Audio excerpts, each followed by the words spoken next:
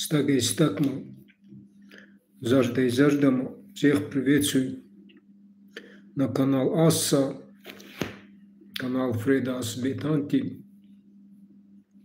посвященный физической ирландской культуре.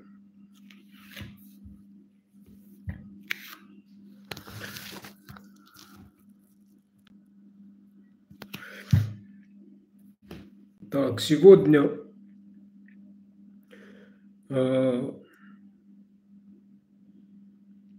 хочу сказать, вернее, обратиться к родителям своих детей, школьников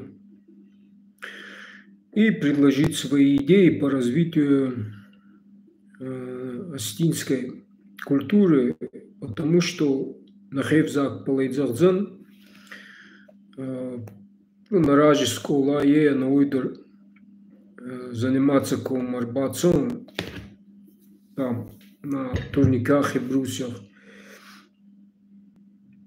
И фицагидерма чагауи загун и рачбомен залзан басаматстан иронау неке дзоруй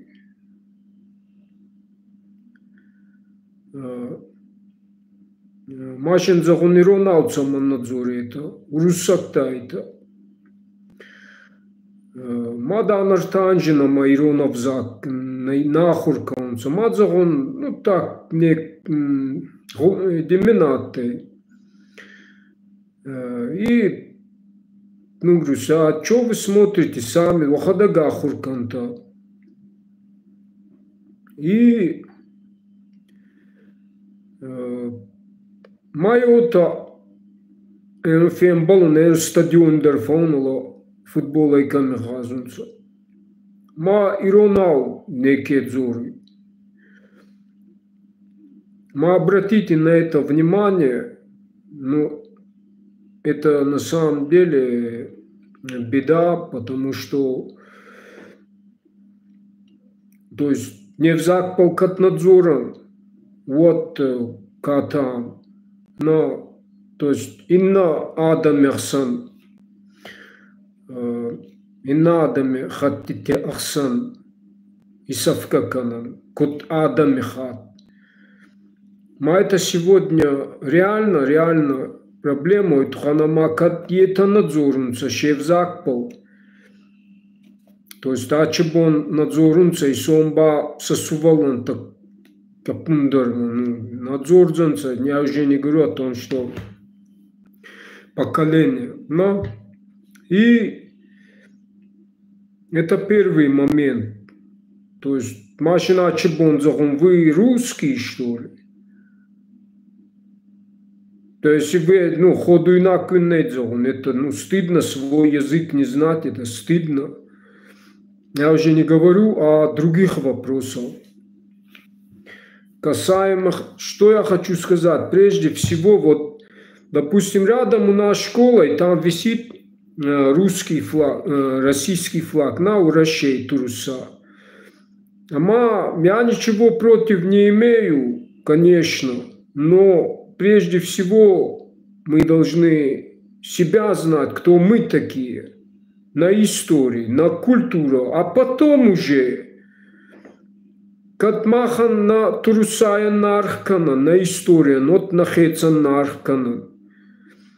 Учитывая то, что сегодня глобально происходит на политической мировой арене, нам непозволительно, нам это, исавкакана. Напишите, вам слышно, голос мой слышно.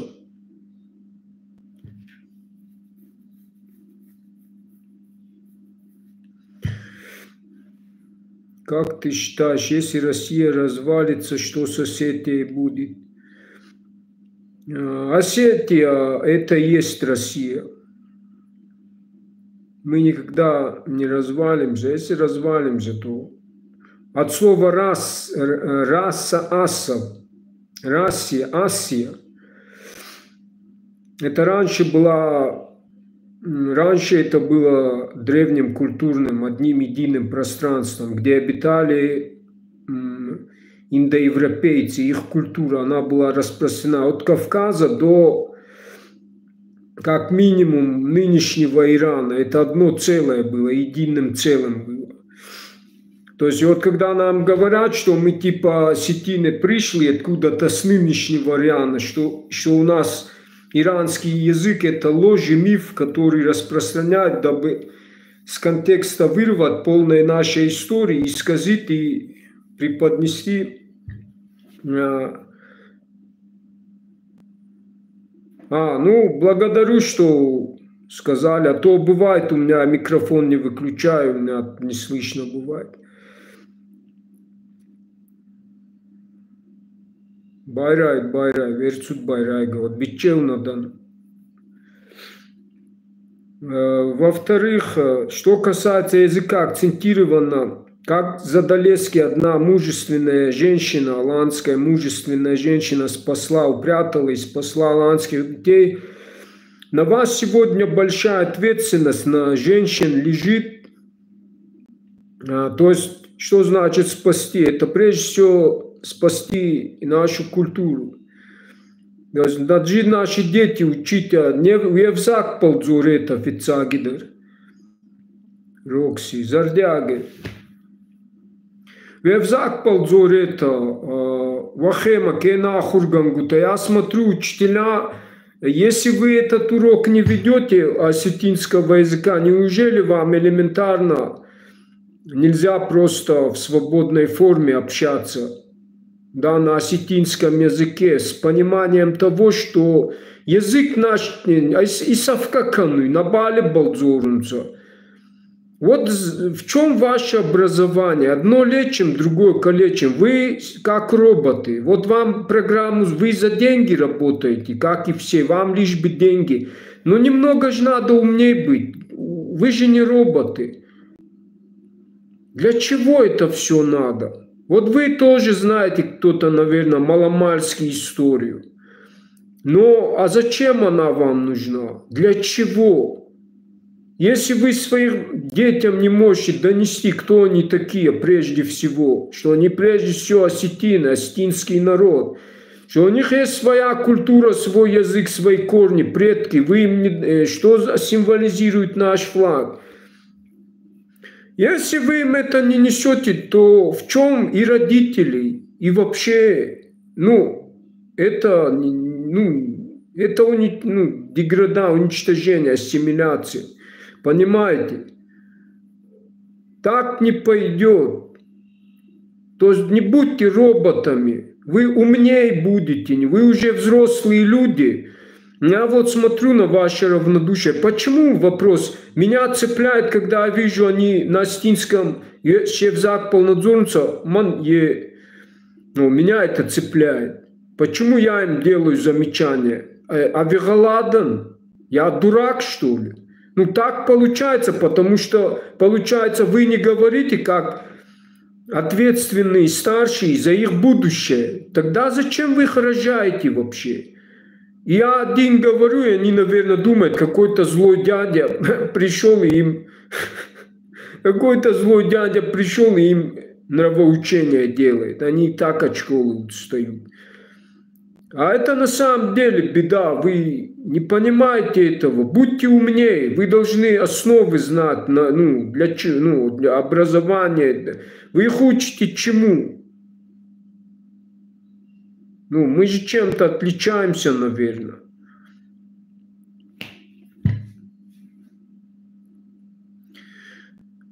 Хадзарай баргацой, фал хадзаре гутагуй медаги майнеке дзоруй. А раньше в нашем обществе общество воспитывало молодежь. Как это? Вот это тоже миф, что от семьи все идет. Получается, в семье они не видят этого, нету. Выходят в город, а здесь вообще, а там веди себя как хочешь. И Маанавсара дзора канунца на непонятном то ли болотняцком, то ли босяцком, то ли рэперском, фразы какие-то, шаблонное мышление. У них в голове нету ни философии, ни мысли, то есть не складные. Они как это даунизм, это шизофрения, это болезнь. Они посмотрите, как питаются. У большинства из них уже хроническое ожирение. Что они нам наплодят в будущем? Вы об этом не думаете, о главных вещах. Вот что вы делаете вообще? Вы сами неадекватны, вас самих тогда надо учить. Тогда какое вы образование даете? Для кого? Вы должны понимать, что есть народ, у него есть своя история, своя культура, идеология. Она не беспочвенна, не безосновательна. Наш флаг на туруса. Нартяда магаска галатей кунднатей фал зунткиндер фитталти кундатей. Из поколения, они это пронесли сквозь века. Здорово, басата. Здесь басаты нету, выйдите где, здесь не басяцкий канал.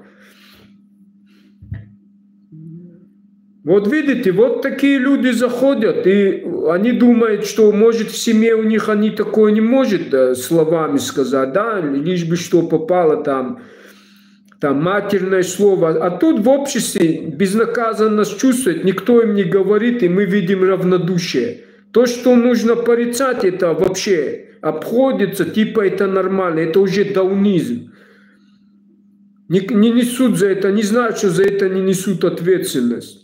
Никто им не скажет. Один человек, как я, подходит, говорит, и они думают, что это какой-то злой дядя, у которого просто злой, и ему надо что-то, он злится, ему надо и если поддержки этого нету, то так оно есть, а это неправильно. И каждый вину на себя скидывает, типа, да, у нас еще мода пошла. Ты объясняешь шафам, ты объясняешь, они, да елки, ты себя начни, ты сам говори, да, если ты осуждаешь там, типа мы теряемся среди основной массы приезжих людей, а ты сам, женщина, девушка в костюме мужика выступает, и типа мы теряемся в массе, да ты, она в пиджаке это говорит, и все, вау, посмотрите, как она, да, ведь она права там. Я говорю, вы что, не видите, она сама в пиджаке, кому она дает советы, если она сама в пиджаке. И ей кто-то там, кто комментирует, она тоже пишет, типа, да, Ахамраштагу ама этот. И смотрю, она тоже в пиджаке. А ты ее, говорю, спроси, ты себя не видишь? Кому ты, что вы здесь? Вы сами на себя посмотрите, кому вы? Сами оденьтесь, это что, осетинская одежда, что ли? Женщина, девушка оделась в костюм мужика, этот чехонный пиджак, и умничает. И умный вид, и все, вау, кодзори, чезункине, дзон, галата, это на юнета, что дзори, вахема бакашета.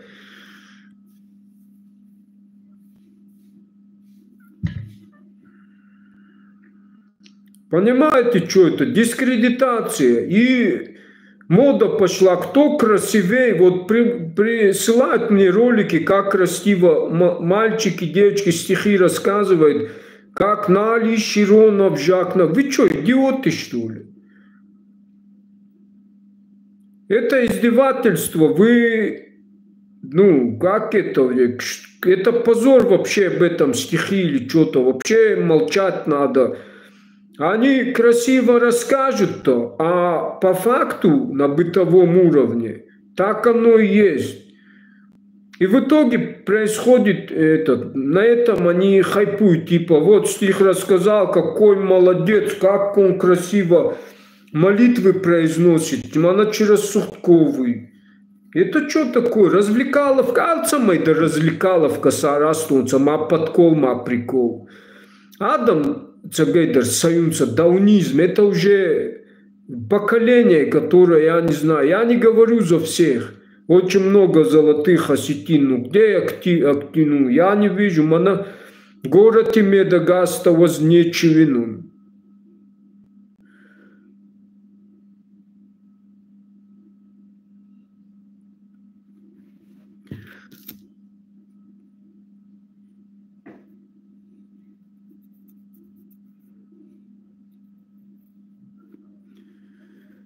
Кто ты, братуха, определись? Ты кому это пишешь?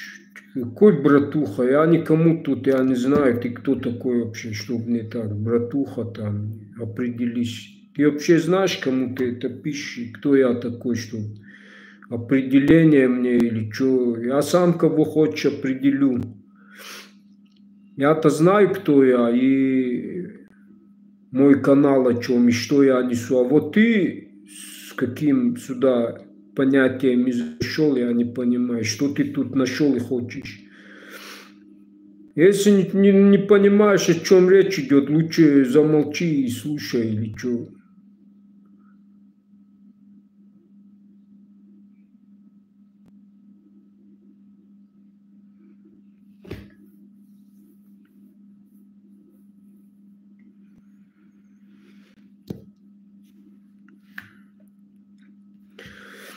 Далее, то есть насчет Авзаги Туханзахтун, насчет истории, такое предложение у меня есть от слов к делу. Вот я помню, у нас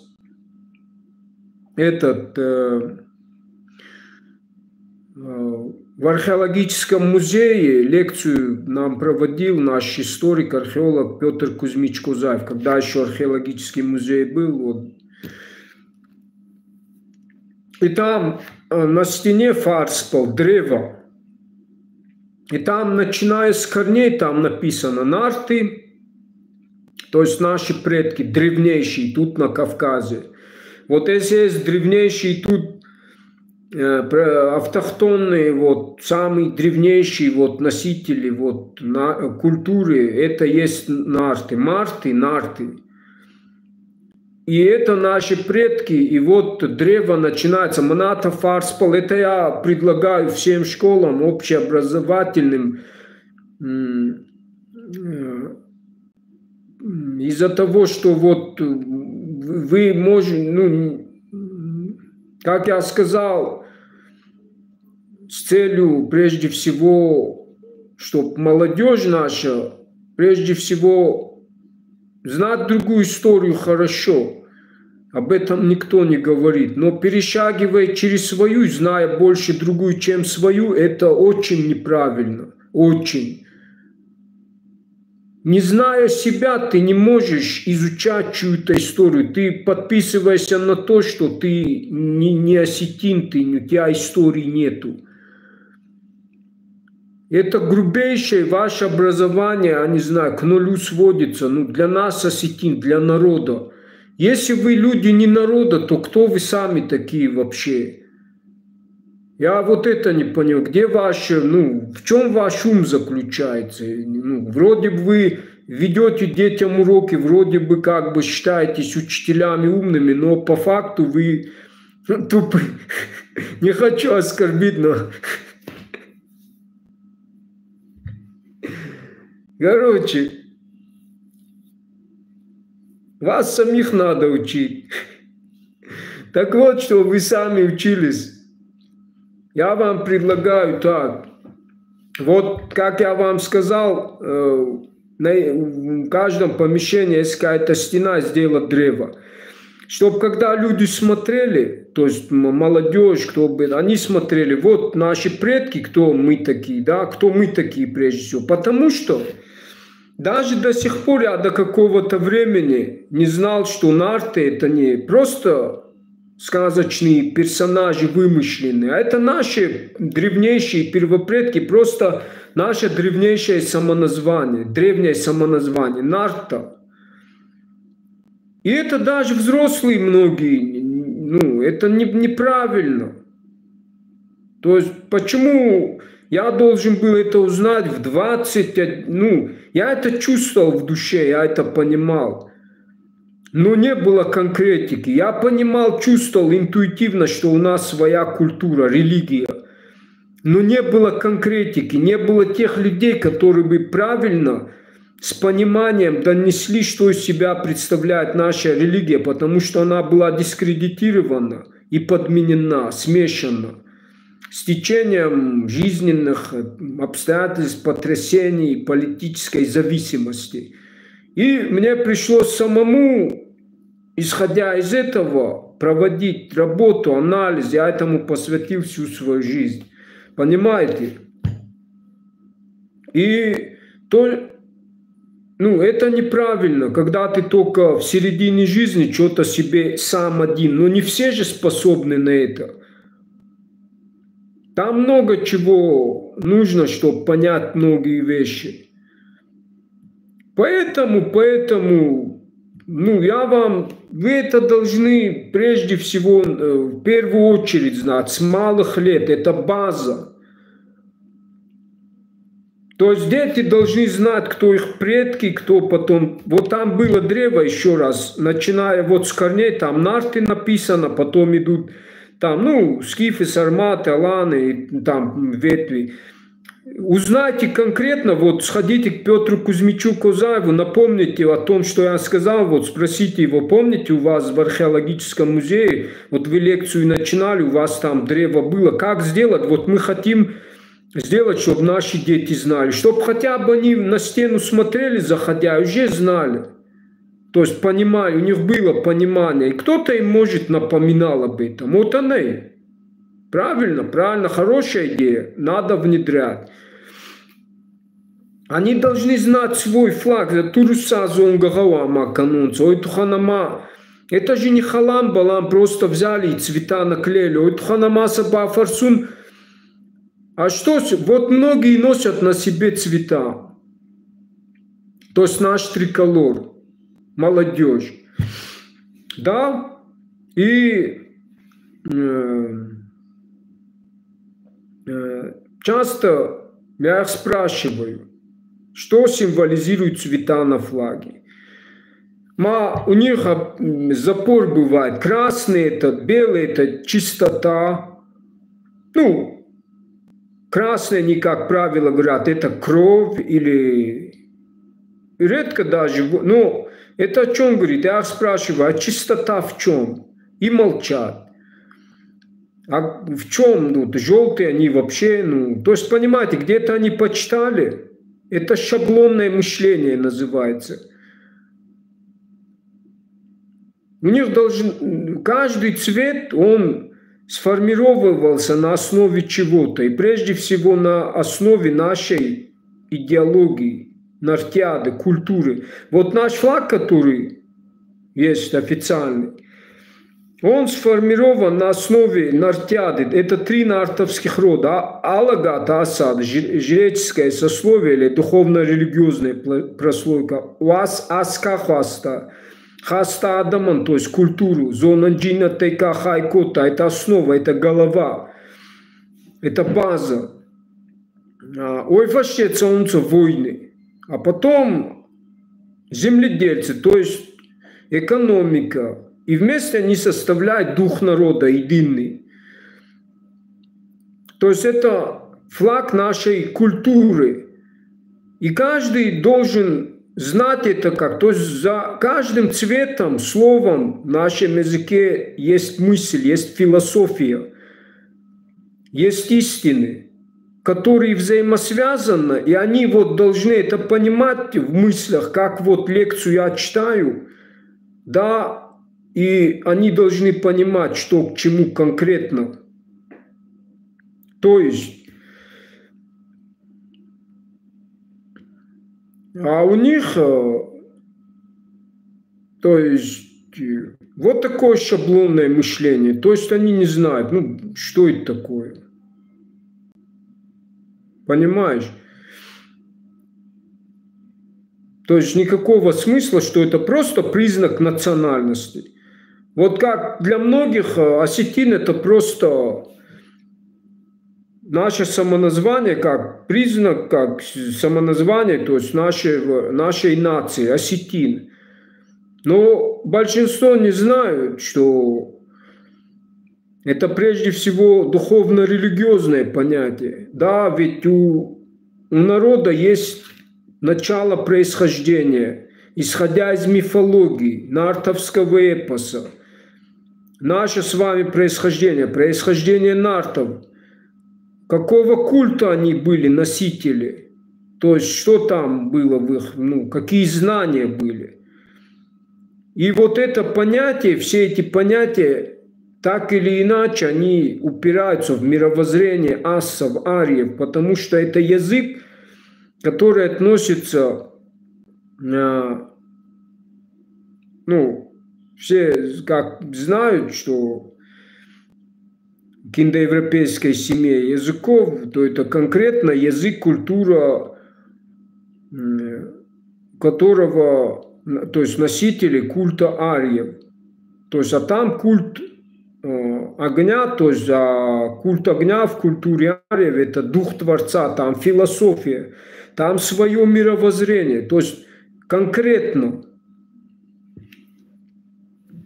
Понимаете?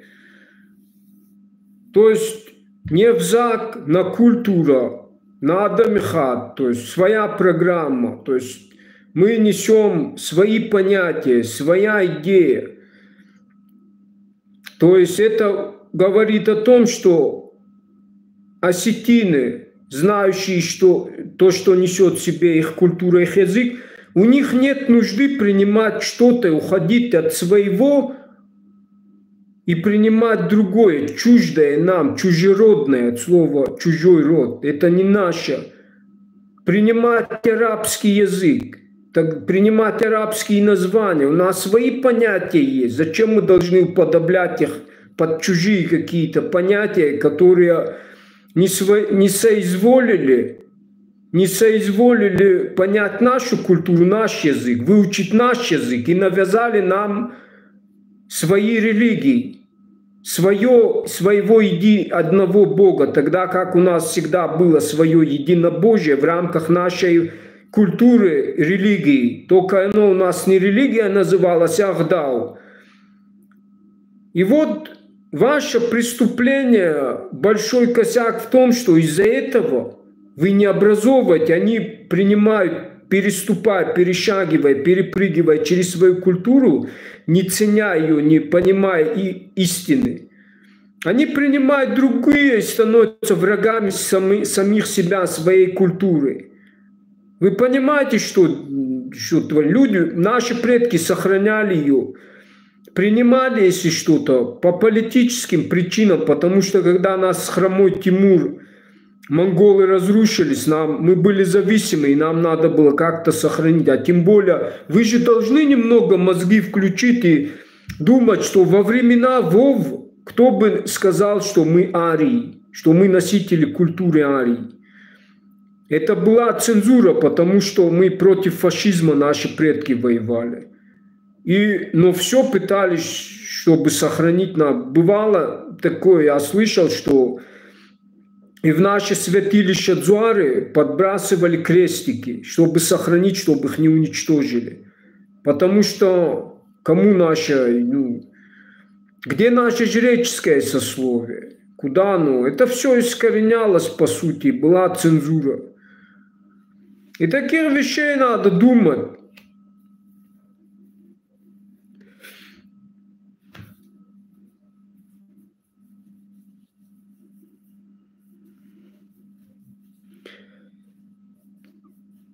Согласны, персы были великими. Да пошел ты, сам ты перс. Кто нам говорит, что мы персы? Вот вы самые натуральные персы. Самые натуральные. Мы вам докажем. Я вам докажу.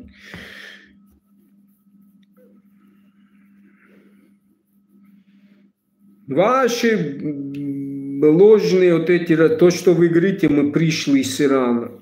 Да и так уже над вами смеются. Уже вам ничего не знаете, вот так и пишите. Сами вы персы, самые натуральные. Вы сами не понимаете, кто вы. То ли 300 гномиков, то ли 300 уже сами не понимаете, кто вы сами. То есть мы-то никому не лезем, да, ни в чью историю мы не переписываем. Кстати, о достоинствах кавказцев. Мы-то скромные, никогда мы... Хоть кого-нибудь нашего историка знаете, который бы лез к соседям и говорил, мы адыги, мы ингуши, мы еще кто-то. А вот вы, мы аланы, мы нашу историю, а мы типа еще и умудряетесь, еще и наглость есть у вас говорить, что осетины не аланы. Хорошо, если вы аланы, тогда почему вы ни аланской культуры, ни религии не несете, вообще ничего у вас, ну где? Я только вижу под исламскими этими постоянно объединяетесь, больше у вас понимание того, что вот хорошо, если вы никогда не задумывались, почему все кавказцы под одним названием, обобщенным, аланы были, то есть аланами, то есть под одним названием. Никогда не задумались, почему об этом никто, ни один кавказский историк не говорит. Все вы вруны, все вы лжете, вот так и передайте от меня.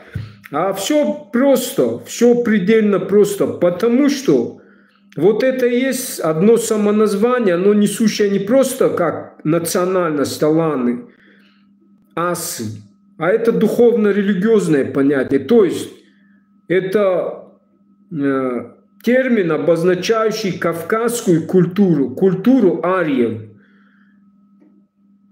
Это прежде всего культура, а не нация. И вот когда под этим названием мы все выступали, а теперь посмотрите, какие у вас лозунги. Где сейчас что-нибудь об этой религии вы говорите, кто-нибудь о ней говорит. Более того, вы дискредитируете там, манипулируя, типа аланы это те споры какие-то. Аланы это прежде всего идеология. Если вы нарты, нартовский эпос, где вы, ваш флаг нартовский, где ваша культура нартов? Вы полностью дискредитируете язычество. То есть нашу культуру называете идолопоклонничеством, то есть неправоверный. Кто вам дал эти определения? Тем, кто в корне не пришел и не, узнав нашу культуру, начал уничтожать непокорный народ, начиная с Персии. Сюда дошли те же арабы и начали Тимур, монголы. И теперь вы их религии попринимали тут за короткое время, типа мусульмане-братья. А вы забыли вот эту нашу культуру. То, чем вы гордитесь сейчас, это лишь вообще по сравнению с тем, что тогда мы несли. То есть культура. Эта культура была, она занимала все евразийское, от Кавказа до как минимум Ирана нынешнего. И оно не Иран назывался, а Ария. Тут, понимаете? Почему-то об этом не говорят ваши историки.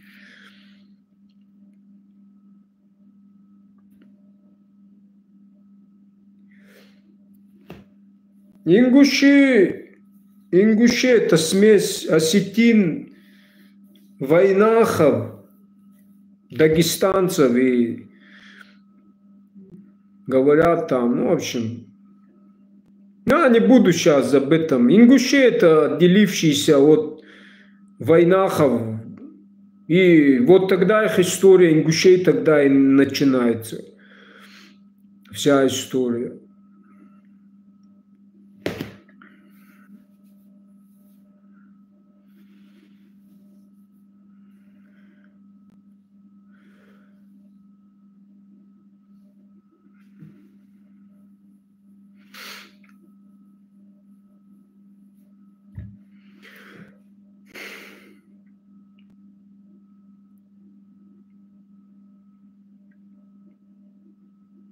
Магаз, столица Алан. Нет, сегодня вот тот, который сделали, Магаз, у Ингушетии там выстроили, оказывается, это мнимый Магаз. Это просто ему, ну, решили так, как бы, На самом деле, недавно, в общем, нашли в Карачаево-Черкесии, наберите или где-то там есть поисковик. В общем, нашли очень огромнейшие территории истинного, настоящего Магаса. Он во много раз превосходит вот тот ингушский, вот что они сделали, типа это Магас Аланский. И его поэтому не афишировали, потому что это не, ну, тогда бы они в шоке были.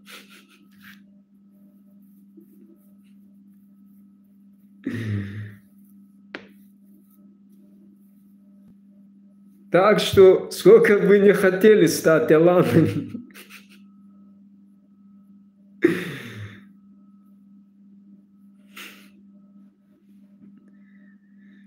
не хочу не принижать чего-то достоинства, но я никому не лезу, но если вещи кто-то называет своими именами, то будьте готовы, что я отвечу, и чтоб не обижались потом. Вот Фред за народ говорит. Нет, не лезьте ко мне, я тоже ничего не буду говорить. Мою историю в нашу историю. За наши земли не надо говорить. На нас вину клеить не надо. Чьи-то земли мы отбираем. Вот такой же шаблон тоже стоит. Типа мы земли отобрали. А по факту сами напали, сами встали, ушли и напали. Кто их выгонял? Мы. Лучше нас, которые тут жили, мы их выгоняли. И в итоге мы виноваты, на нас наклеили шаблон геноцид. Устроили. Вот поэтому я и говорю молодежи, вы должны эти моменты. Они-то почему-то распространяют этот миф, типа мы им геноцид устроили. А вопрос логический, а что? Ну, типа, Фред, а количество жертв у ингушей, у осетин, то бишь это и доказывает, что мы им геноцид сделали. Во-первых, мы отторгли ингушские бандформирования. А то, что последствия, это последствия. Неважно там количество, факт был нападение, факт на спящий народ, как и грузины, как и... А что мы логически подумать? Вы нам должны были это количество геноцид устроить, а мы должны были не отвечать, да? Ну, логика где? И еще мы виноваты. Поэтому после этого то, что мы не уничтожили полностью Россию, вы еще должны молиться им за это, а вы еще и такое распространяете, стихи там сочиняете, типа мы им геноцид устроили. За Сталин, он осетин был в крови по генам, но за Сталина тоже говорят, типа он из-за него геноцид. Он, если бы хотел уничтожить тех, кого он, наших соседей, я, конечно, не злорадствую, ничего, ну, вообще, как бы, ну, просто многие под удар попали, когда депортировали, но есть же факт, когда, да, в сторону, ну, были риски огромные, когда вот война начнется. И Сталин из-за этого, он рисковать не хотел, потому что могло быть, ну, в период войны, то есть он не стал разбираться, и всех в общем, все под удар попали. Но наоборот, Сталин еще вас спас, что ингушей, всех, кого депортировал. А если бы он хотел уничтожить, он бы уничтожил, он бы обратно вы не пришли, это точно. Но он наоборот спас вас. Благодаря ему вы наоборот, ну, то бишь.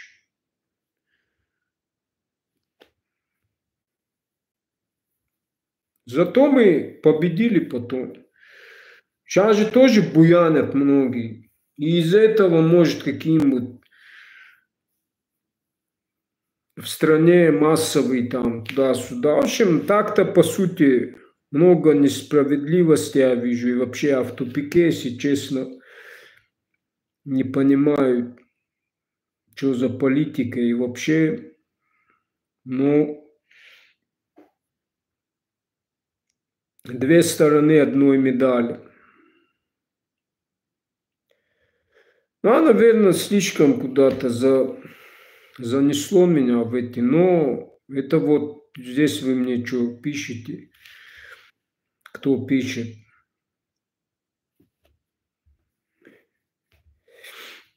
Так, продолжаю тему детей. То есть надо срочно с этим, возьмите на себя ответственность и акцентируйте на сохранении, развитии нашего языка. Делайте все, что можете. Ибо в чем ваше заключается? Если наш флаг это не просто триколор, это национальность, это есть Осетия, осетин. То есть флаг, это есть. Не зная свой флаг, ты не знаешь себя. Ты не ценишь свой флаг, свою родину. Отсюда и все проблемы. Нету патриотизма, нету актива, равнодушия ко всему, беспринципиальность. А еще ваших детей вы кормите постоянно этим сахаром, другими постоянно безмерное количество, не учитывая суточную норму. И они как наркоманы ко всему тоже относятся. Как вот собаки есть, вот так вы их учите. Сделай то, вот тебе конфета, сделай то, вот. Это не любовь к детям, вы безответственны, вас самих надо, вы преступления делаете. Это неправильно, это вообще,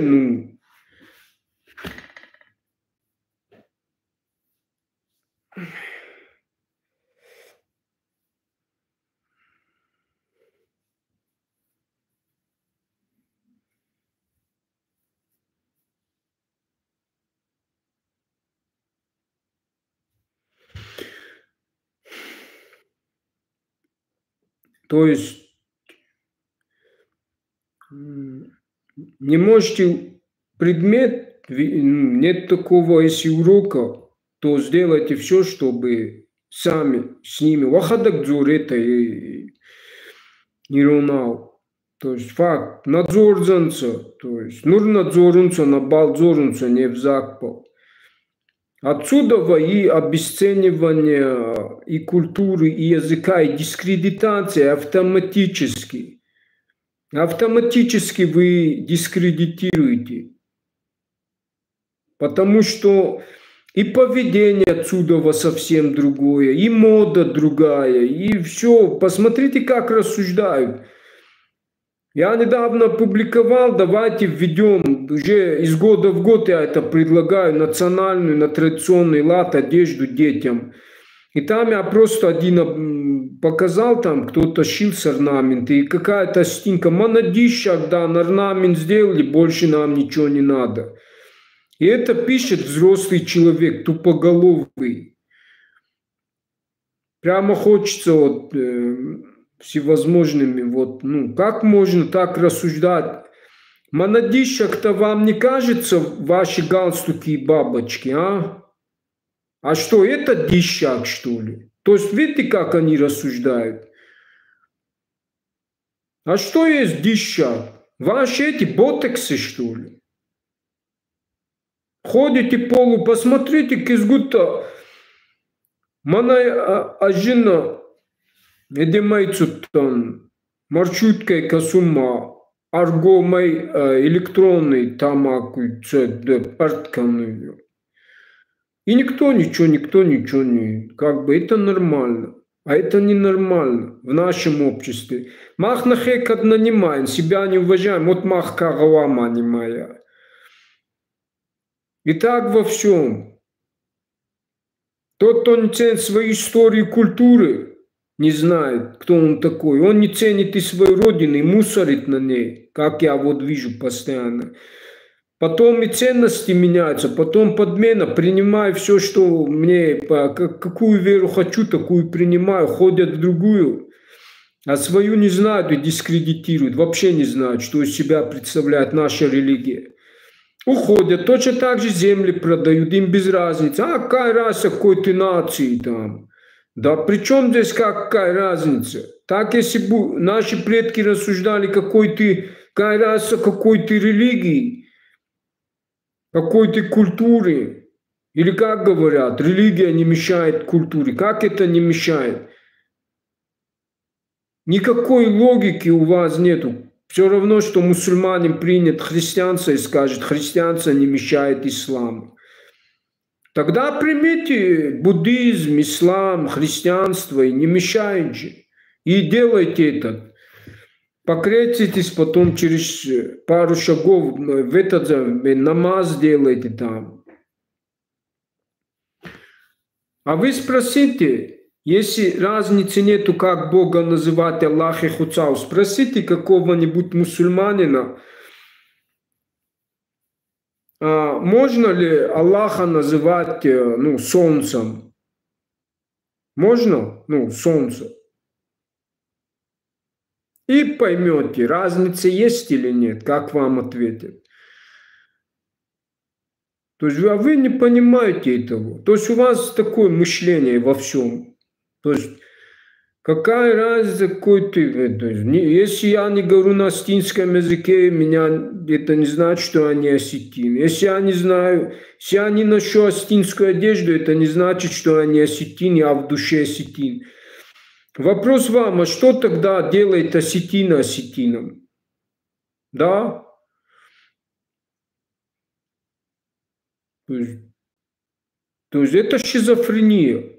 То есть человек, не знающий свои корни, культуру, что несет его и культура, мировоззрение, язык это и что-то говорит, это уже признак, что он,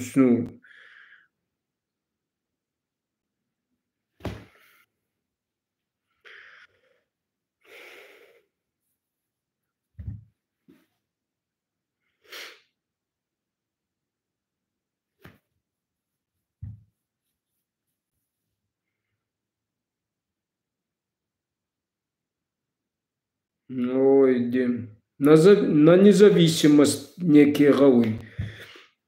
Наши враги нас давно.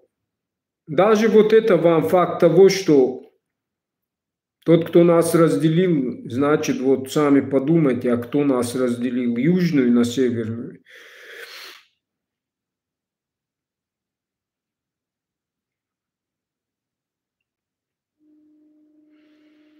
Почему Пливы, Эствии, Ингушетии, Осетины? Потому что это сбежавшие или кровники, или осетины в войнахскую среду к ингушам. Ингуши – это ассимилированные осетины, которые большинство приняли войнахский язык. Это смесь чеченцев с осетинами. Плюс еще дагестанцы, плюс там персы есть, арабы тоже. В Назране, где они. Это Нажираун. Кстати, на нашем языке наза – это хвойный, наза, Нажираун. Это не я говорю, а ингушский историк, я как-то публиковал он фамилии, происхождение ингушских фамилий, там, кто читал, там, большинство осетины, большинство там дагестанцы, и у чеченцев тоже есть наши фамилии. Басаевы, Дудаевы, это все Осетия, ассимилированные осетины. Они под себя, понимаю, у них гордость есть там, и они так трактуют, типа осетины это война.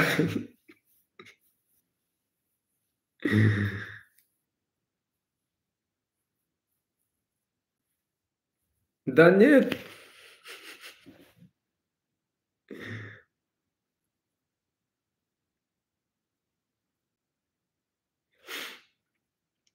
Мне это не. Политика разъединила, она нас разъединяла всегда, но опять-таки же.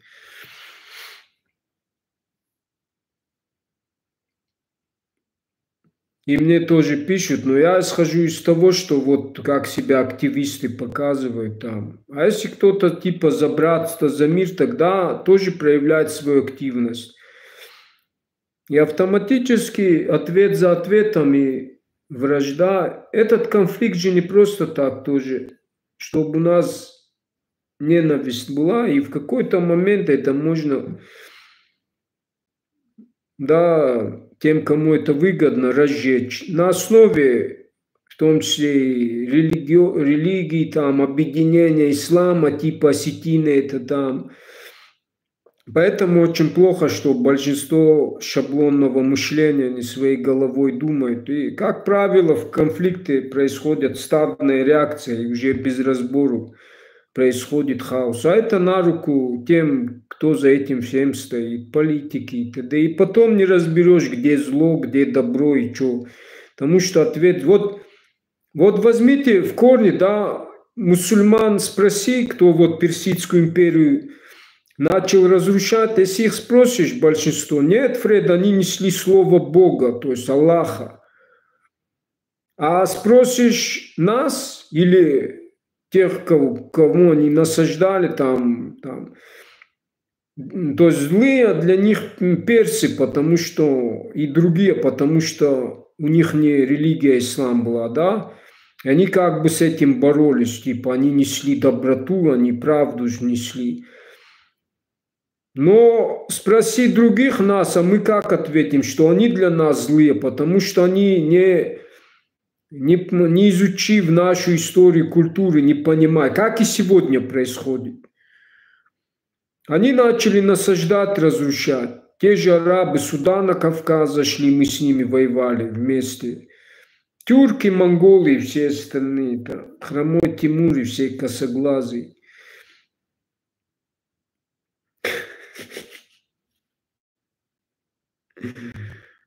То есть, и где здесь добро и зло? Где здесь причины? Это есть, то есть фашизм порождает фашизм.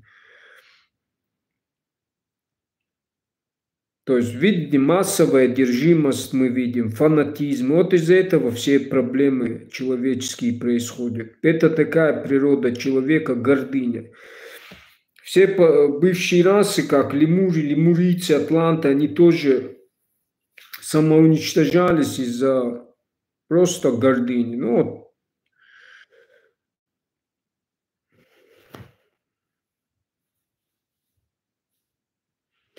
поэтому так, с вещами, что я сказал для детей. В общем, я вам посоветовал. Я с большим желанием, если мое слово где-то вот в идее что-то, вот как я сказал, надо будет вот поучаствовать, везде лекцию могу провести с детьми, там, не знаю, как мониторить, могу. Свяжитесь, учителя, спросите, я посоветую, что смогу я творчески и вообще. Ну, просто вам скажу так, равнодушным нельзя быть, это неправильно. Я же не дурак просто так, говорит, делать мне нечего. Для чего я это делаю?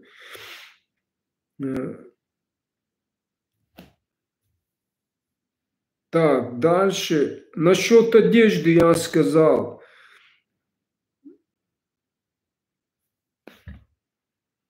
До сих пор нету сформированного единого какого-то образа и на традиционный лад одежды для детей, школьников, чтобы им удобно было и на традиционный лад как-то, да.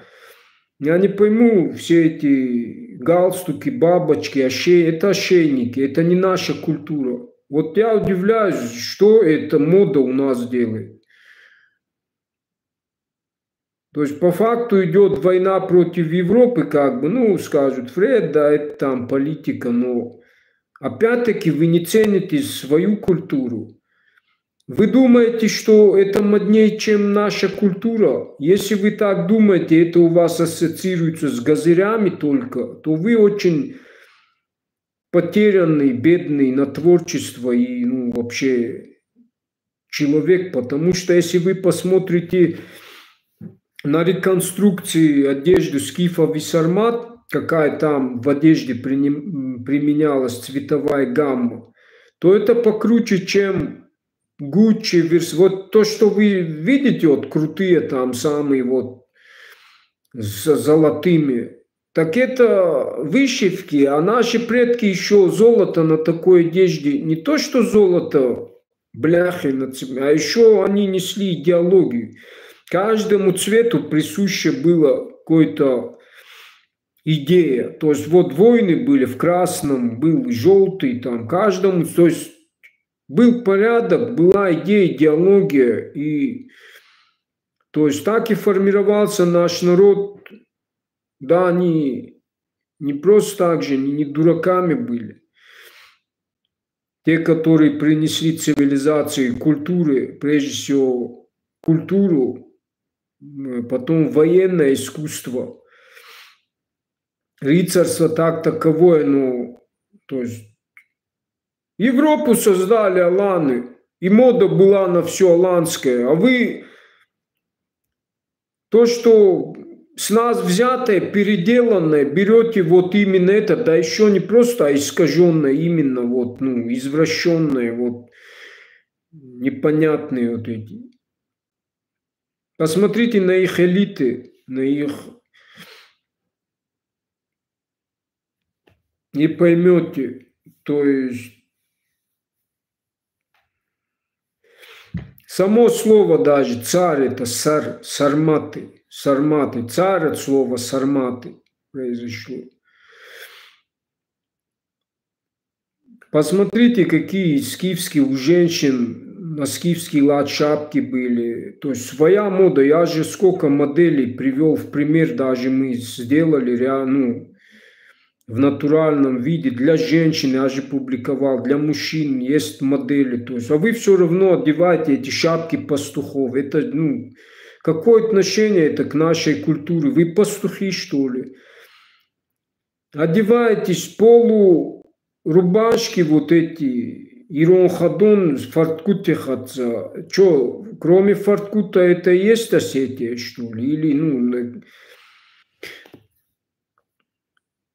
и никакого вида образа, потому что вроде бы человек покупает астинскую одежду вот с этими фарткута на рубашку. И смотришь, он заправляет ее в джинсы европейские или брюки европейские и с туфлями. Ну это как? И не до Китая, и не до Осетии, не до непонятно Европа, ну кто вы, образно, даже традиционная. Традиционная одежда, как у мусульман, она должна быть свободной. Человек должен себя в одежде чувствовать свободно. В туфлях целый день дети ходят, они бегают, прыгают на перемене. Туфли для позвоночника очень вредные. Ноги устают. Что вы их мучаете? Еще обувь должна быть мягкой, с амортизацией, с эвой или ее разные формы. Есть другие технологии ароматизаторы. Но можно сделать не прям вот кроссовки. Вы же в крайности сразу, когда впадаете, что мы там, кроссовки будем. Есть полутуфли, вид у них-то, но кроссовки, с мягкой подошвой. Штаны должны быть свободные в поясе. Этот ремень мы намучались в детстве в эти джинсы заправлять. Ну это что такое? Вы из них рабов или что? Ошейники? Ну что это такое? Собаки что ли? Я намучился в детстве постоянно эти в джинсах заправлять. Мне так неудобно было. Это неправильно. Еще эти туфли. И осетинская рубашка, она традиционно должна быть длиннее и закрывать зад, даже почти до колена. Можно форму придать, суживание к талии, вот такую форму. Дизайнерский. Тоже так же для девушек.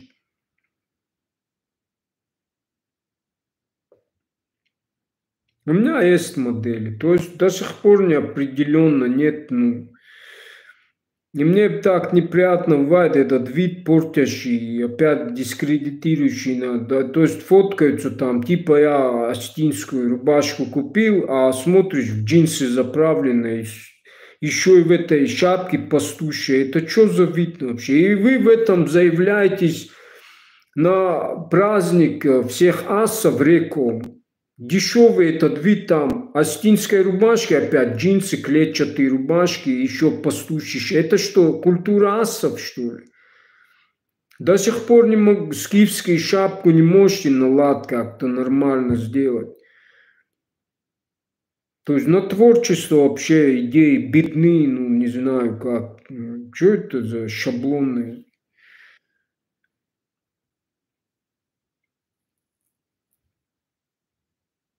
Поэтому надо наладить массовое производство, но надо утвердить пока вот национальный образ должен быть национальный. Вот как у мусульман есть традиционный.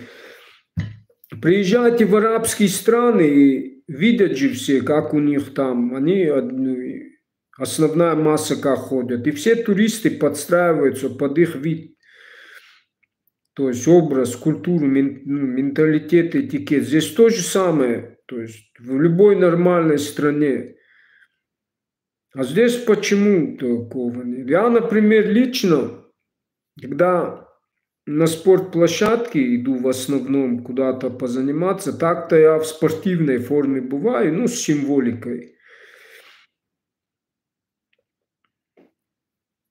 То есть, но если куда-то на мероприятие, то именно на традиционный лад. В отличие от вас, ну, кто-то мне говорит, часто пишут там, а ты сам спортивных там, ну, здесь человек идет на площадку, это же разные, тогда как вы же не заниматься идете, а идете куда-то гулять на прогулку. А здесь уже вместо на традиционный лад стиль одежды, вы берете другую моду. То есть это факт того, что вы цените не свою культуру, моду, у вас ее нету, по факту вообще нету. Не видно вообще нигде. А другие клетчатые рубашки, вот эти обосранки, вот это все, кепки какие-то. То есть на скифский лад у вас вообще я не вижу вообще. А ведь есть же у нас ателье там, Лизы Габарати, какие там цветовые гаммы на платках. Можете сами в ателье заказать. И показывайте приезжим свою культуру, моду.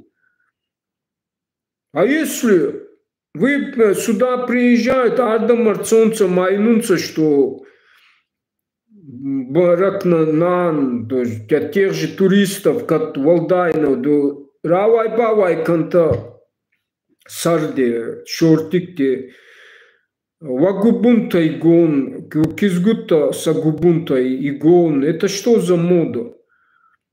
Сегодня опять в школе сделал одной девочке замечание, или вот здесь на аллее у нас там постоянно гамбургерная, там свинячат везде на аллеях, там нет, чтобы урны рядом, и они прямо вместо, вот урна, тебе просто руку вот так удлинить надо, и они прямо перед урной мусорят около, то есть свиньи.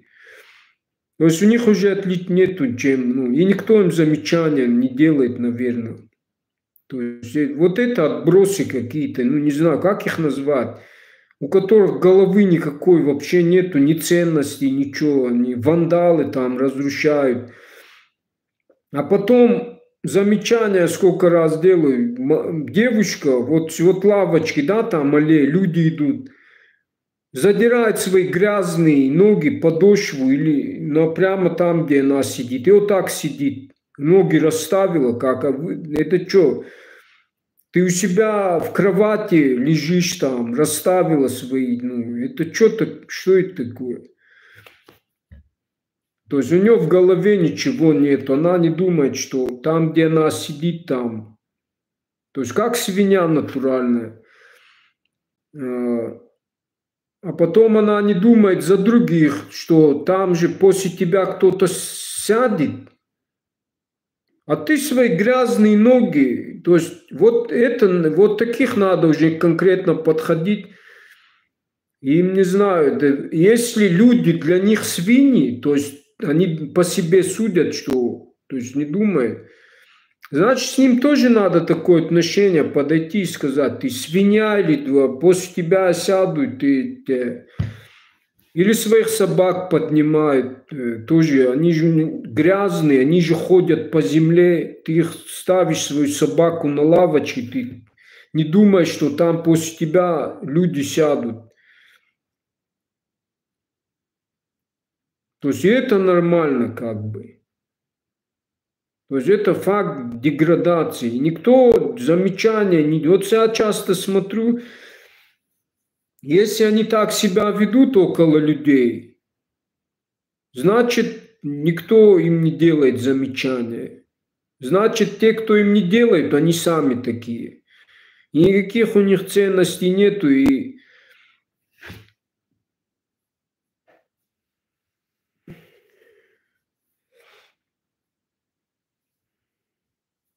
как радио.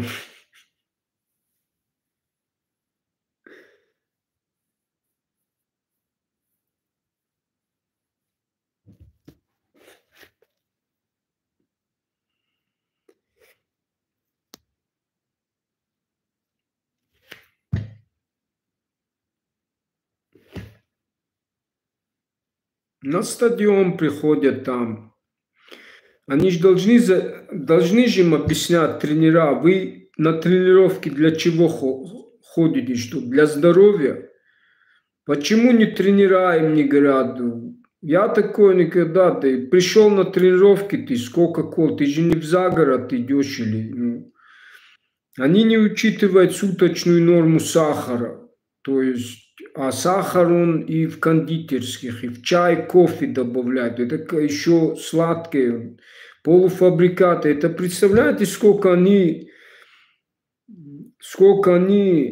лошадиная доза сахара в газировках, а потом молодой организм еще, хотя много уже с ожирениями ходят, но это реально проблема, и об этом никто почему-то не говорит. То есть,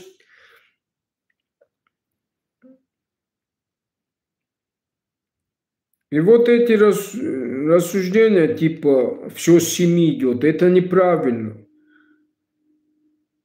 Как с семьи? Это секта, что ли? А на улице это что? Этот, что ли? Делай все, что хочешь. А в итоге вот мы видим, что происходит. А потом жалуетесь, что вот монотуристар бацонцома сахеута дарунца. Конечно, вахена не маета на уважат кантама, ва культура вехдау. Масу махба ка уважат каны. Не майгава как они. И вот и к войнам, и вообще, тогда за что мы воюем?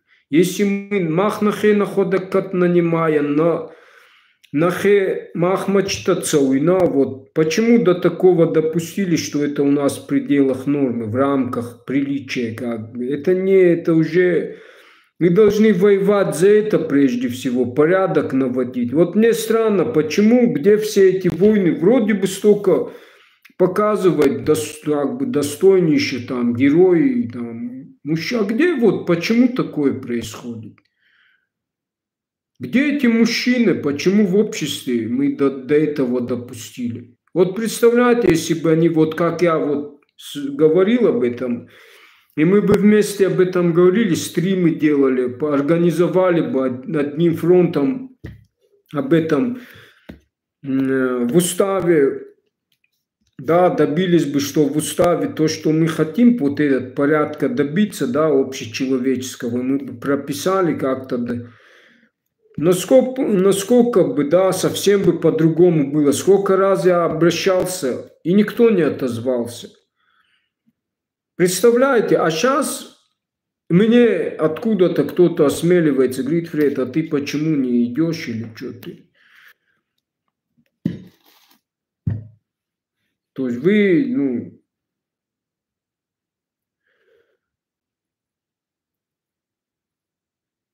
вы должны понимать, что вы прежде всего асы. А асы, если вы не понимаете, что это прежде всего идеология, идея, культура, и не можете ее нести, то хоть называйтесь кем угодно, но по факту это лишь слова и все, и вы шаблонные. Вот об этом я говорю, шаблонное мышление. Называйся кем угодно.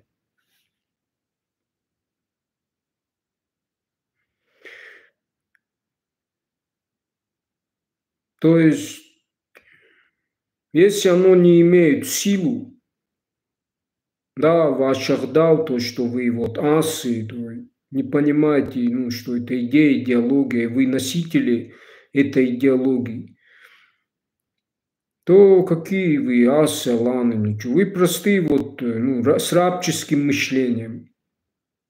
То есть сегодня идеальные рабы возвеличиваются как герои, как достойнейшие. А в чьих планах и целях? В планах кого? И посмотрите, кто они, их историю, на чем они основываются. Тех, о ком вы говорите, сионистов возьмите, кто это такие, да, мировое типа правительство, но у них свой Ахдау есть. Почему им их Ахдау можно повсеместно, везде, где только можно насунуть там, оно имеет силу, значит, ты должен за это участвовать и в их идеях, планах, в их интересах, в их целях мифологии, да, за приход Машаха там, ну, это я не буду там, но это я к тому говорю, у них еще он не Ахдау называется, но почему-то он соприкасается, касается всех в мире, да, а наш Ахдау, когда я об этом говорю, мне как отвечает большинство, давай не будем лезть в политику, а об Ахдау будем говорить. То есть это значит, люди не понимают, что Ахдау, ну, если вы так рассуждаете, то вы подписываетесь на то, что Ахдау это секта подпольная. А мне это не надо, я не сектант. То есть и не идолопоклонник. Вы подписываясь на то, что вы идолопоклонник, сектант и подпольный какой-то. А если вы цените, этому придаете ценность как духовно-религиозно-культурное наследие Аллан, и вы сами есть носители, да, этой культуры, тогда это то понятие, которое человек, где бы он ни был, это его основа базы, он ее несет за пределами, не только на своей родине, в своей среде, но и за пределы. Если видеть, что эти ценности как-то дискредитируются или в счет не берутся, эти люди будут делать все, чтобы эти понятия, они были у нас. Это и есть наше достоинство, наша святыня, понятие ас, ибо оно от Бога. Одно из его истин это, то есть дух начала наше, от одного единого начала, духа Творца. Вот это есть одно из знаний, понятий, что такое аса, самосознание. Вот то, что Иисус нес, как вечный дух там, типа, но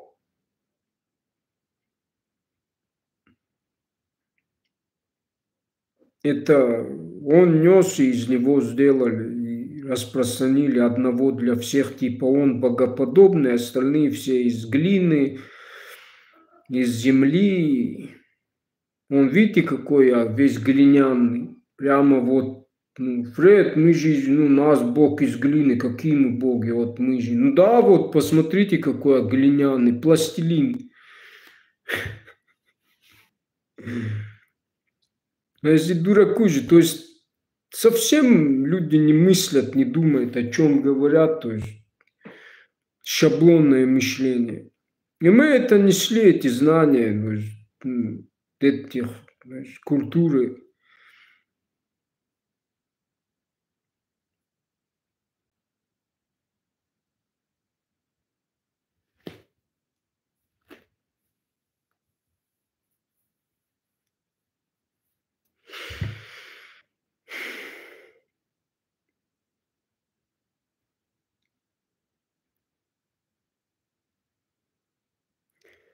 бедой, у тебя своя какая-то идеология, в смысле своя, у меня своего ничего нету, запомните раз и навсегда. То, что я вам говорю, это давно забытое старое или ваше же, но проясненное. Я вам просто прояснил, то есть, что из себя представляет ваша культура. Если вы, для вас это считается моей, типа вы по тексте, это вы, ну, придуманный, то вы очень невежественный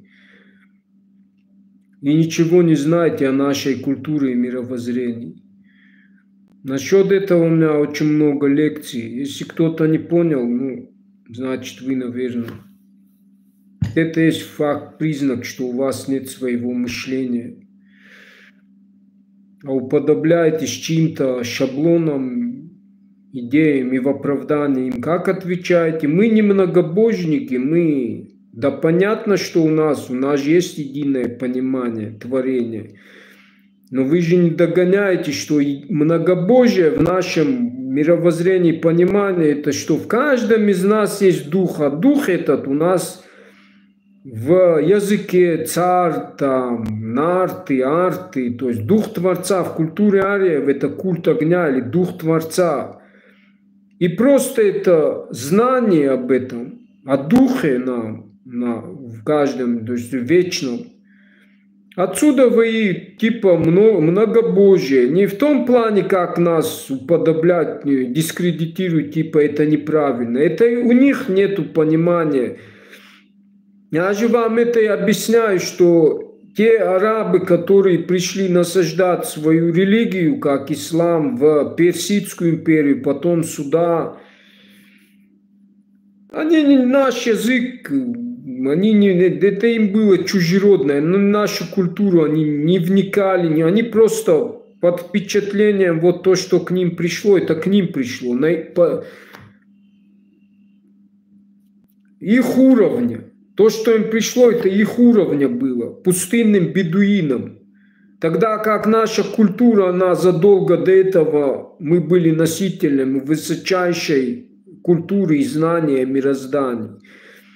Вы же должны понимать, что если язык сакральный несет язык символизма, язык богов, то все равно, что первоклассник, которому только вот база вот пришла, лезть все равно, что уже к этому. Не то, что к десятикласснику. То есть это другой уровень, наша культура. Они взяли и начали фашистским образом, гитлеровским, насаждать, искоренять. Кстати, те же понятия, которые они сами несли. Ибо Зороастризм, допустим, взять, он не нуждался ни в каком принятии еще арабского, еще чего-то там, понятий, типа правоверный там. Потому что у зороастрийцев, допустим, у них и молитв 5 было, как и у мусульман, даже больше. У них были свои культы, свое понимание боги, свои названия. Они не нуждались. Посмотрите переписку халифа всех мусульман с персидским царем Ездигердом III. На нашем языке Возданигурд. Это и говорит то, что наш язык изучают как древний арийский или персидский, европейский. То есть индоевропейская языковая семья. У них свой культ. И язычество – это язык, народ. И те, кто не понимал, естественно. А сейчас еще хуже, что вместо изучения нашего сакрального языка, несущие знания, культуру, да, мироздание, о творениях, большинство начинает изучать там арабские языки и оставляют там, и начинают дискредитировать. Все равно, что от мусульманин возьмет и начнет вместо намаза делать как астины, стоя, культы, оммен, вместо Аллаха начать хуцау говорить. Такого нету. А почему-то у нас вот отсюда и все беды. Из-за них, вот именно из-за них, кто от нашей культуры убегает, от Ахдау, от его истин, от своего Бога. Ибо у нас все эти понятия есть свое, и никто не может этому дать определение. Однако они как рассуждают? Фред, мы не можем быть богоподобными. Однако же они в то же время со своих уст дают определение, где Бог и чудо, как, в каком месте. По логике ихней непонятной, получается, именно Бог начинается, когда ты принимаешь религию ислама или христианства. А что, Бог, он именно там начинается, а принять так это и доказывает, что это есть, значит, у вас многобожие, это у вас какие-то другие боги. Ибо в рамках нашей культуры есть понимание единобожия, творения, то есть своя интерпретация. Зачем от этого ты убегаешь, то есть от своего Бога, меняешь свои понятия на другие, типа, ты же этим хочешь сказать, что это неправильно, а то, что ты принимаешь, правильно. И в то же время они умудряются говорить, что ту веру, религию, которую они приняли, она не мешает культуре. Как не мешает, если ты доказываешь, что мешает? Если бы тебе не мешала наша культура, ты бы не уходил от нее. То есть никакой логической связи, ничего. Вот то, что они произносят, типа осознанный выбор, вообще мне непонятно. Каждый их шаг. Они вроде принимают Бога, находят в религии, с принятием религии, а в то же время от своего Бога уходят. То есть это и говорит, что люди шаблонного мышления. Им надо что-то сказать-то, что-то куда-то, чтобы где-то что-то там, то есть сами для себя Бога создают одного какого-то, которого именно надо называть по-ихнему, по-арабскому. А по-нашему это что, не, значит неправильно, что ли? Ну, вы и так и доказываете, что нет. Так как это не мешает? И вместо того, чтобы сказать, что из-за нас, ну, они даже не сказывают, что наша культура теряется, они еще начинают говорить, типа, у нас Бога нет, у нас арака, у нас, у вас. То есть не у нас, а у вас. Они на у вас переходят. А ты кто такой? Не осетин, что ли? Как это у вас? Вот это тоже доказывает, что как только осетин принимает другую религию, он на у вас переходит. Или те же христиане, допустим, принимают христианскую религию, а смотришь, в церковь они не зайдут с водкой. Ну, такого нету, конечно, в природе. Но а почему те же, которые приняли христианство, около 3 пирогов вы позволяете 3 пирога? Если вы такие правоверные там, почему вы позволяете водку там, где имя нашего на нашем произносится Хуцау? Почему вы водку позволяете? Вы все ваши, вот смотришь, дела, поступки, они полностью противоречат тому, что вы говорите. Полностью. И по факту это доказывает, что вы сами идолопоклонники. Самый натуральный. Не только это и касается тех, кто говорит, что у нас своя вера, типа традиционалисты. В то же время говорят, мы не многобожники, мы не язычники, у нас... То есть вы вроде бы отвечаете для тех, кто другую религию, а в то же время вы уподобляете другим. То есть у нас своя вера. Еще иди пойми, что значит в его понимании своя вера. У нас веры нету, а знания. С точки зрения нашей мировоззрения, нам верить во что, если мы знаем. Прямейшая ссылка – это свет солнца. То есть наш Бог посредством солнца, материя – это есть творение, и ты часть этого. В кого мне верить? То есть и вы принимаете веру, когда, то есть в одного Бога. Вот это есть, так кто идолопоклонник? Вы принимаете одного Бога типа с религией. Да, там ваш, значит, получается единый Бог, и в церкви вы себя ведете там типа Бог. А когда три пирога, там что, нету этого, что ли? Это и доказывает, что вы сами отдаете определение, где Бог. В подтексте, сами не осознавая этого. Понимаете, что происходит? Сами себя обманываете.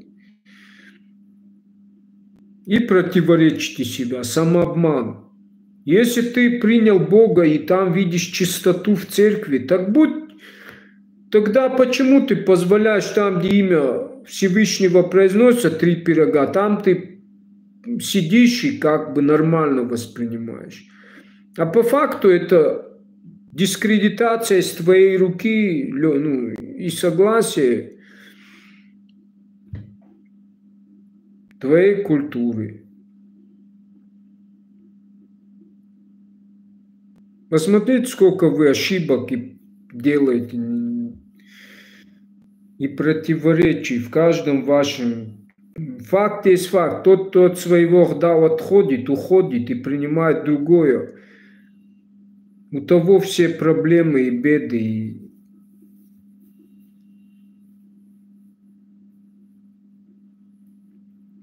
А то, что у нас происходит, арака у нас, то есть именно это из-за вас, потому что вместо того, чтобы посвятить жизнь, вы же должны понимать, что мы это все потеряли когда-то с приходом врагов тех же, со своими навязываниями.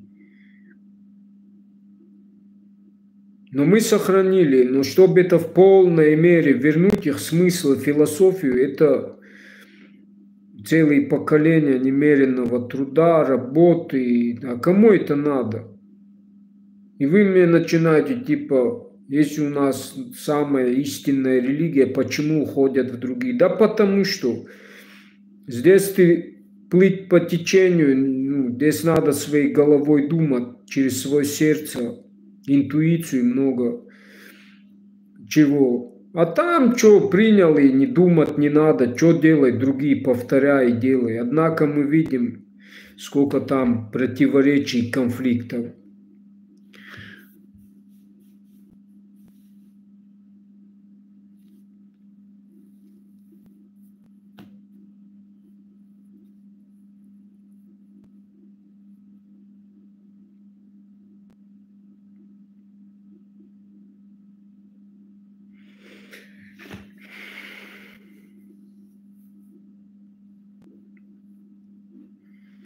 Поэтому так.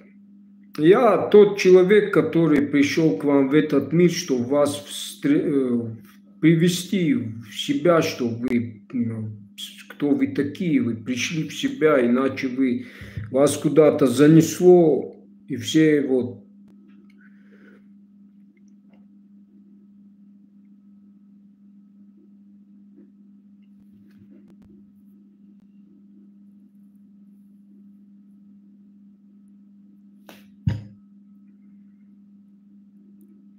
То есть три пирога, это, можно сказать, мобильный храм. Его женщина создает, и там, где она вот делает типа вот храм живой. И это не просто храм, а ты являешься, как бы сказать, боготворцом, ты совершаешь как бы акт сотворения мира. То есть такие знания он несет. В таком живом, сценическом, можно сказать, театральном форме. То есть несущие знания о мироздании, о творении. То есть это куда более такой культ, где спиртные напитки, чревоугодия, левые какие-то вообще неуместны. А вы дискредитируете вот так. То есть в церковь вы не зайдете, здесь ко мне. Вы говорите, что типа язычники, поклонники камням, деревьям. Люди три пирога делали с природой, под открытым, что называется, да, небом. А камни тогда вы посмотрите, вы Ваши храмы из камней сделаны, иконы из чего? Из дерева сделаны. Да, надо же понимать, что в подтексте вот культура наша несет, чтобы так рассуждать. Но вы шаблонно мыслите и тем самым дискредитируете нашу культуру.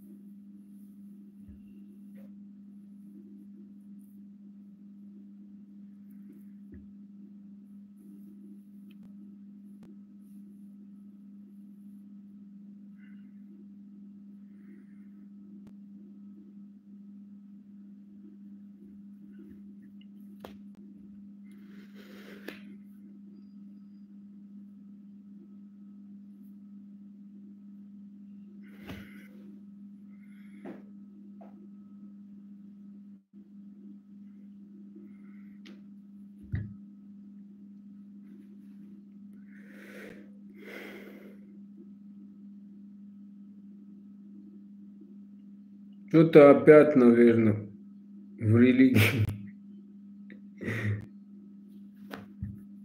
В религию еще слишком. В общем-то, вот так. Насчет питания надо всех задействовать, то, чтобы детей в школах не кормили, не приучали. Знать надо суточную норму тех или иных вещей, заменить вредную на полезную альтернативу, то есть вредные полуфабрикаты и так далее. То есть это тоже самообразование. Изучайте состав продукта, полноценно питайтесь, правильно сочетайте пищу, приучите детей правильно питаться и исключить максимально от этих всех кока-колы, чипсы. Вот эти. Знать суточную сахара, там, соли, приучите к порядку, к режиму. Иначе ваша любовь, это не родительская, вы очень неправильно воспитываете, как собак приучаете, ценности им. Но это не пойдет. Так, я все закончил.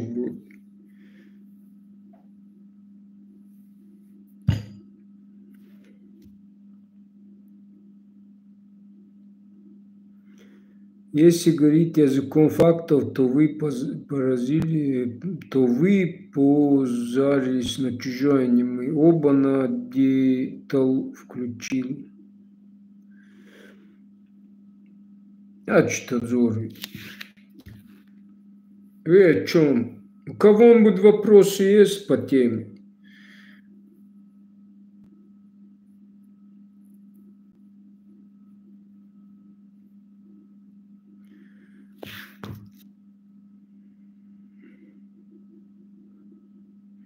Он правильно говорит, живите, Калоев Артур, живите не как легче, а как правильно жить, Агдал так легко.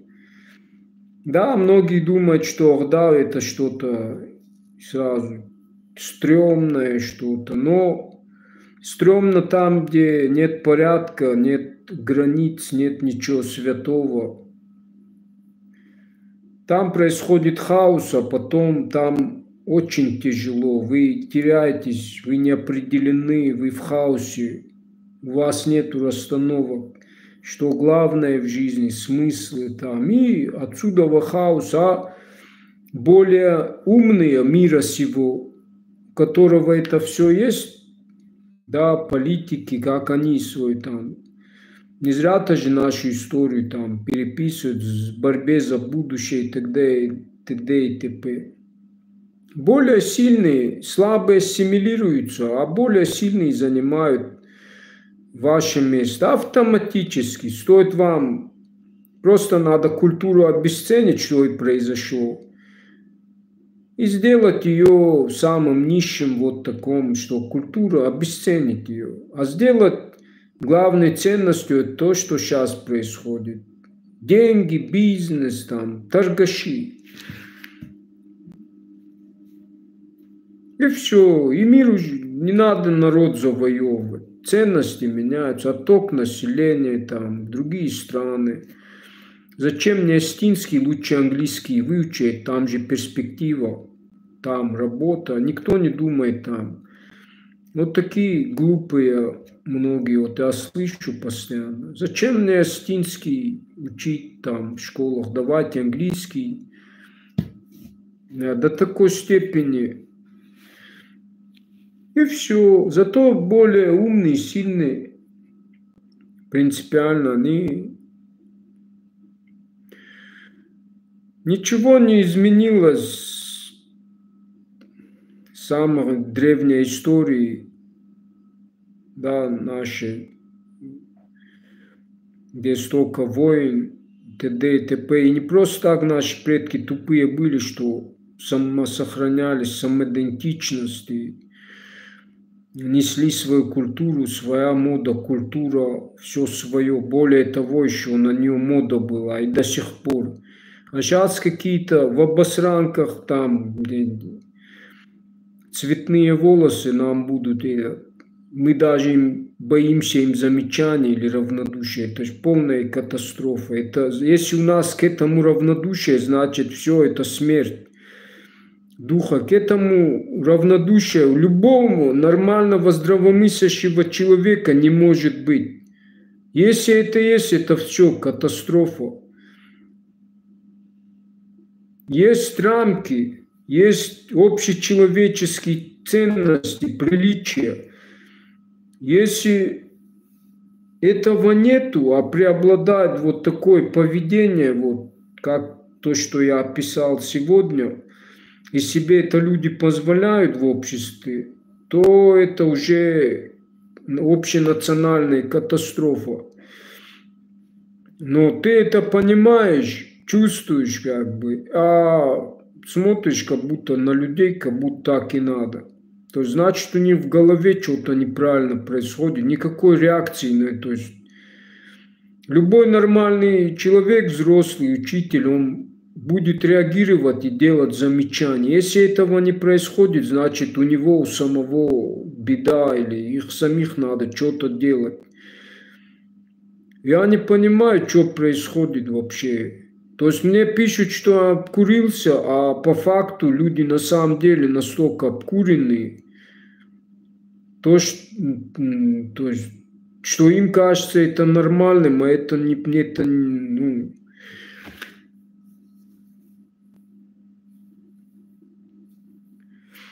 поэтому легко жить, когда есть Тагдау, когда каждый знает, как себя вести, и люди с пониманием живут, есть порядок, порядочность, порядок.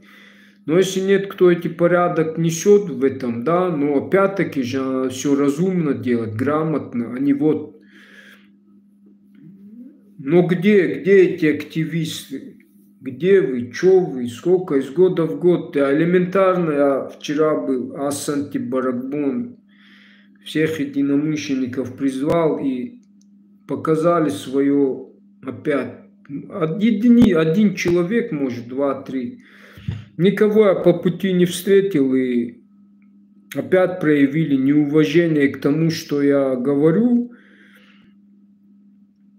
и ко мне. Но прежде всего к себе, потому что то, что я говорю, это нормально, это именно так и должно быть. Это правда, это истина. Другого пути не может быть. Да. Любой нормальный человек, если слышит меня и видит во мне правду, то он должен не как развлекаловка это слушать, как радио, а на бытовом уровне следовать. Если он этому не следует, то он сам себя предает и еще и дискредитирует. Это же не развлекаловка. А здесь вот такое происходит, и это неправильно. Я то, что говорю, я обосную. Всю соберите. Вот то, что... Хотя, что я вот сколько лекций говорил, Те, кто понял, он, наверное, должен был понять. Но если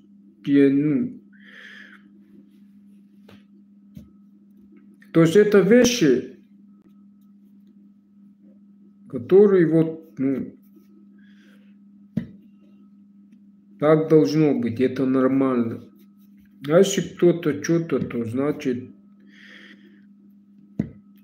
если человек говорит правильные вещи, обоснованные, не просто мнение может быть разное, необоснованное. Мнение не может быть просто мнением. Ты должен обосновать, на какой основе, чего, что люди, ты же что-то несешь. А если ты не можешь, ты то ли шизофреник, то ли кто. Лично я, то, что говорю, я знаю, что это правильный путь. Не просто так взял и что-то говорю. Но если я прав, люди должны за этим идти, если они поддерживают. Если нет, то это пустые слова. И вы просто тратите зря свое время тоже. Просто меня удивляет, а кто у меня тогда в подписчиках лайки ставит? Если я прав, тогда среагируйте и начните, чтобы мы видели, что в городе что-то происходит. Это не за деньги, ни за что. Это чисто от сердца, чисто как человек понимает, как необходимость. И это должно быть. То есть делать нечего, вот об этом говорить.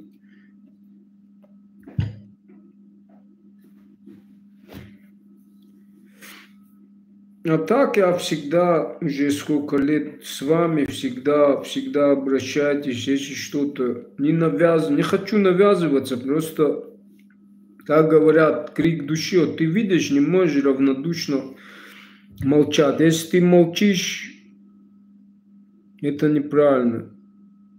Если есть правда, ты ее должен нести и говорить об этом. Прятать ее нельзя, потому что это от Бога истины.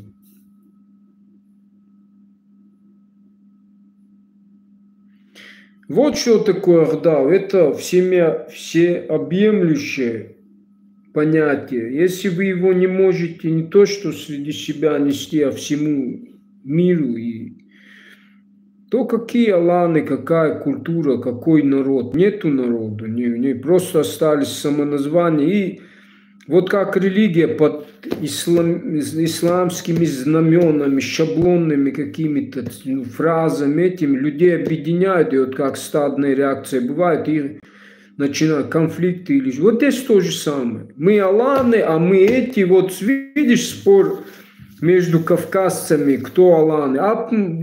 Ты же понимаешь, что это опять специально делается. На самом деле, если посмотришь, они сами не понимают, зачем им это надо. Потому что ты понимаешь, что они сами противоречат себе. Вы ничего, если вы хотите быть аланами, аланы это прежде всего культура, мировоззрение, это религия. Кто-нибудь о ней говорит вообще? Кто-нибудь скажет, что кавказцы под одной культурой, религией, под аланской, культура ассов? Кто-нибудь говорит, нет. Зато под исламскими. А автоматически они дискредитируют нашу аланскую, древнекавказскую культуру. Так зачем вам эти аланы нужны? Для чего? И вы издеваетесь, и из-за этого еще конфликты, еще для чего это? А этим пользуются те, кто это все понимают, знают и делают из вас дураков. И вы сами прежде всего уподобляетесь, потому что, короче,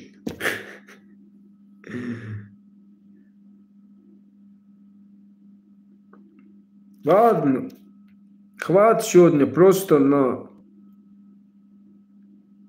Кто твой аланы, это ДНК. Что значит ДНК?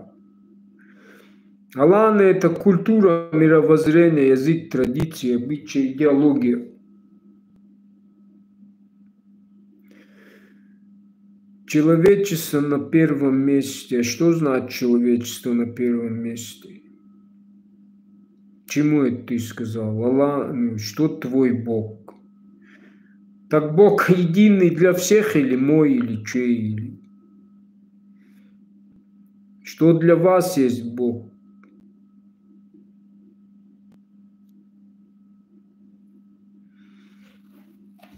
Не можете объяснить своими словами? И вот за языком следите, вы на канал зашли. На моем канале ты замолчи и ничего вообще, или выйди отсюда вообще, кому ты это говоришь? И кто такой вообще?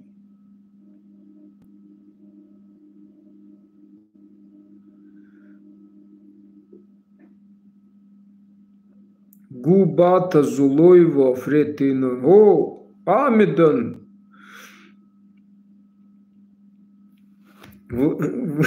Город Тибардуар.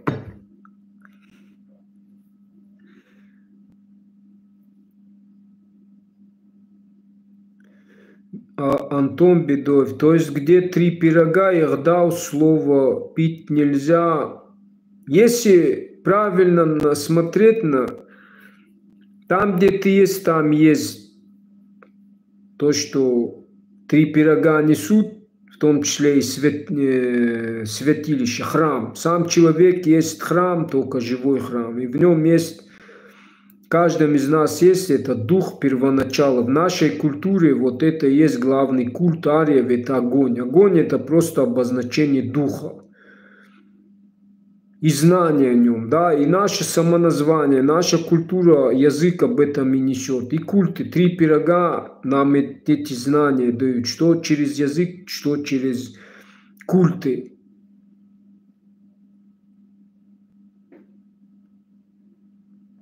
И пить не то, что нельзя около 3 пирогов, а вообще нельзя, если с этой логики рассматривать. Просто 3 пирога это тот культ, акт сотворения мира, что нам дает эти знания. Как из одной точки возник весь мир, и мы все вместе.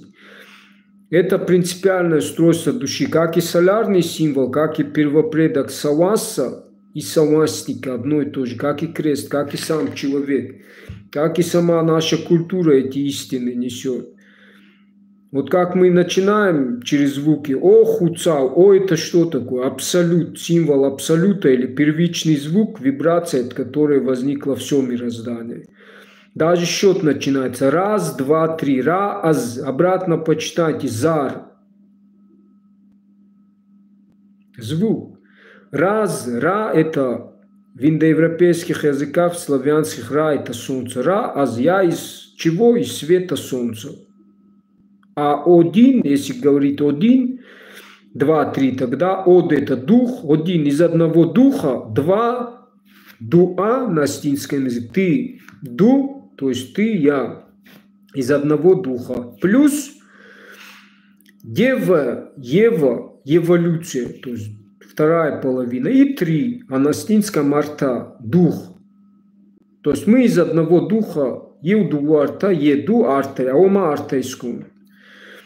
Еще в слове «два» обратно почитать на астинском «ав» число 7 сакральное. 7 тонких тел человека, дух, душа и тело.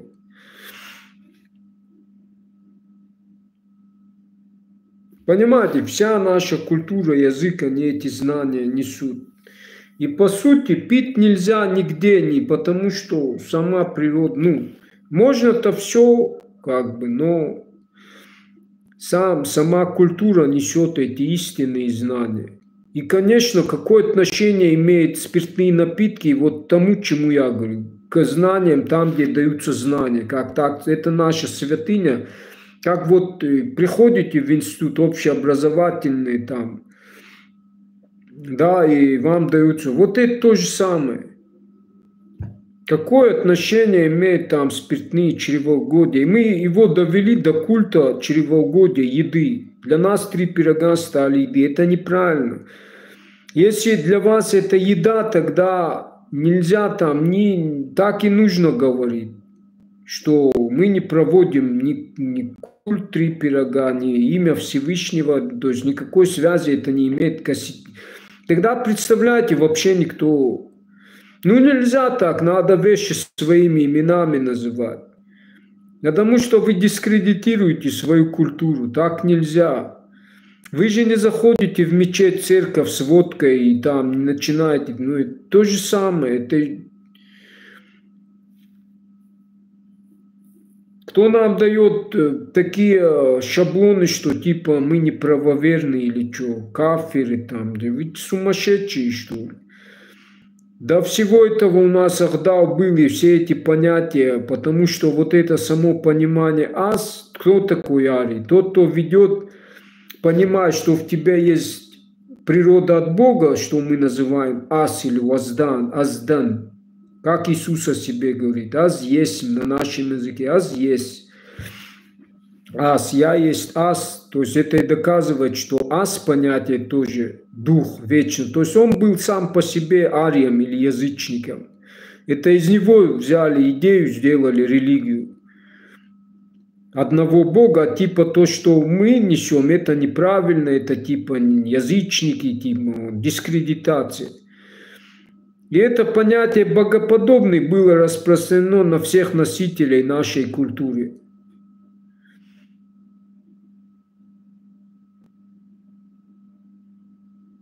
То есть, понимаете, есть понимание, что животная природа, материальный, потому что само по себе солярный символ, саластика, да, символ нашей культуры, солярный символ. И наш первопредок по преданию Саласа, которого Всевышний сотворил из огня духа, как в предании, Нартанар вон жингай равзужданца, ма жингай артхартунца, произошли из небесной искры духа. То есть есть знание, с чего мы, первый элемент или эфир. Как из абсолюта, из вечного пространства возник наш мир. То есть это и в языке, когда мы говорим «о», это символ абсолюта, первичного звука, или мантра «ом», «аум». В буддизме у нас это «оммен», «аммен». Только мы забыли язык свой, символизм сакральный. А потом мы говорим «ху-цао». «Хэ» – это что такое?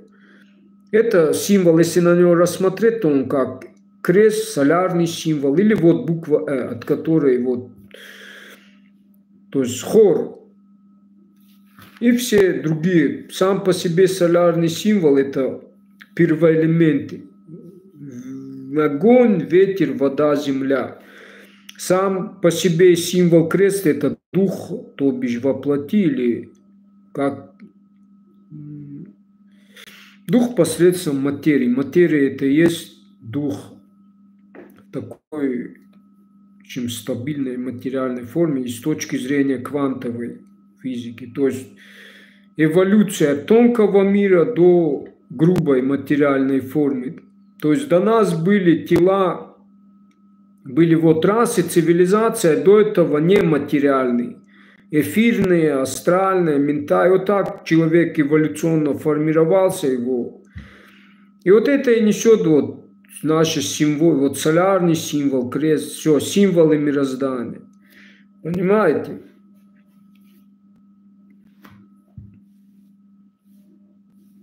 А потом в материальном мире этот дух, это есть солнце, свет. И этот свет все же через нас проходит.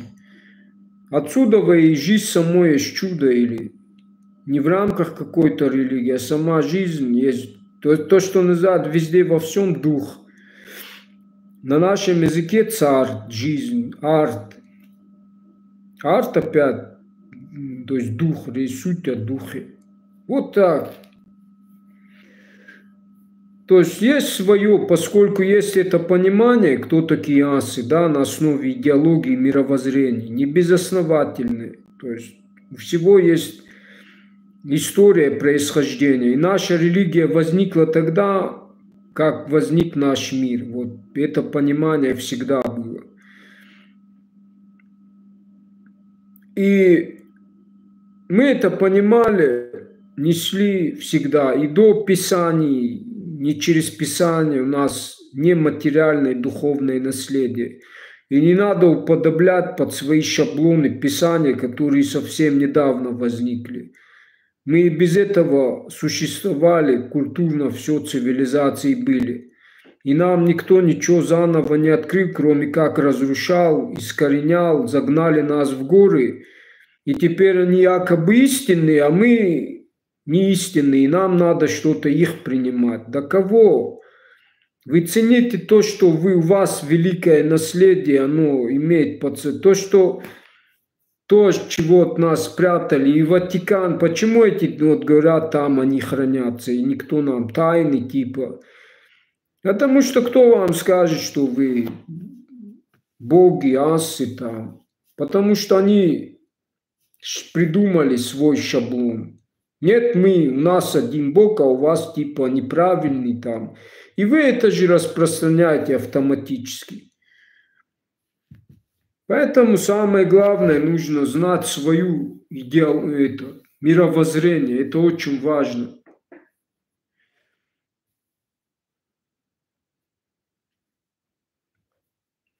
Так, все, я заканчиваю каждый раз.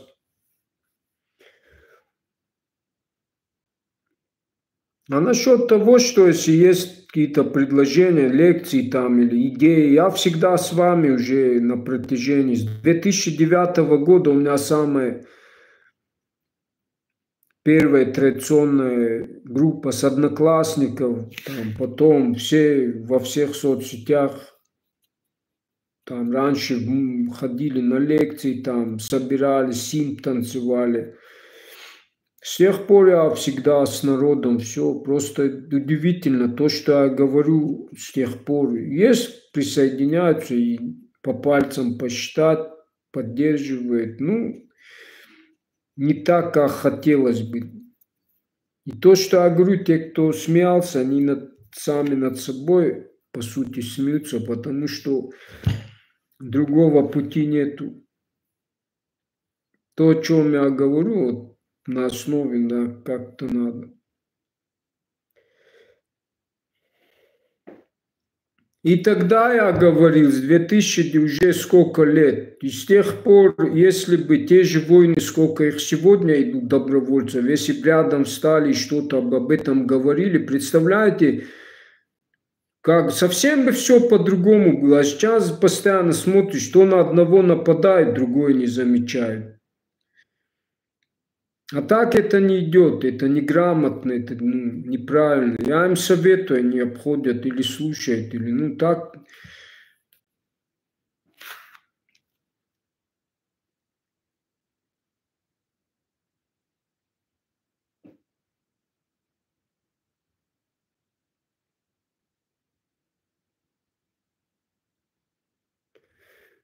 Алекс Кардо.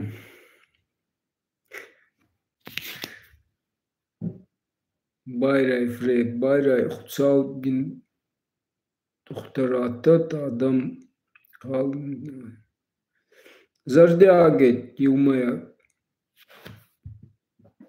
Сакалджи надо, масса сантада нечи, эти понты, эти не надо. Олаза турбини кавкой еврей тащенгулзе жеунца. Вот вам и понты. Кегаунцу, неке. Вот это я то, о чем говорил, что деньги это, богатство. Где оно, в чем оно? Нет идеологии, нет культуры, нет ни денег, ни богатства. Сегодня ты богат, а завтра ты не думаешь о будущем. А потом, а какое у тебя будущее, если ты ничего не создаешь для народа, не обустраиваешь, не слушаешь их? Да если бы хотя бы даже у них головы нету, если бы ко мне прислушались, вместе что-то делали бы, да, экранизировали бы нартовский эпос для молодежи и вообще. Совсем бы уже давно по-другому. Ну, не знаю, я удивляюсь. Хоть кто-то бы, наверное, есть, кто понимает, что это необходимо. Очень. Самые вот идеи такие. Все равно что-то, я не понимаю. Поэтому я как думаю, для меня главное, кто я сам такой, что я, и что я то, что я несу. А даже пускай хоть весь мир провалится или что.